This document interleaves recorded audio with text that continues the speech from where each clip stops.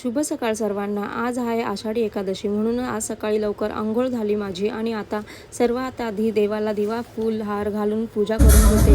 पण त्या अगोदर काल बाजारातून काय आणले बघा, मी उपवासासाठी खायला फळे आणि अगरबत्ती धूप हे सर्व संपले होते, तर तेही घेऊन आली। आणि त्याचबरोबर मी घेऊन आली देवाला धूप दाखवण्यासाठी मातीचं भांडं।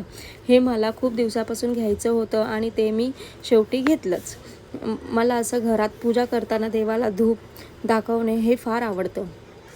पण आता पूजा करताना मी धूप करणार नाही आहे, संध्याकाळी पूजा करताना करणार आहे। आता फक्त हार फूल दिवा वगैरे अगरबत्ती हेच लावून पूजा करणार आहे, साधे सिंपल। कारण की आम्हाला जायचं आहे बाहेर विठ्ठल रुक्मिणीच्या मंदिरात पाय पडण्यासाठी, कारण की आमच्या घरात विठ्ठल रुक्माईची मूर्ती आणि फोटो फ्रेमसुद्धा नाही आहे, तर म्हणून आम्ही जाणार आहोत बाहेर। आणि त्यासाठी मी फटाफट आता पूजा करते आणि थोडे फराळाचं बनवलं नाही आहे, तर ते पण संध्याकाळीच बनवणार आहे। आणि आता फक्त फ्रूटच खाणार आहोत।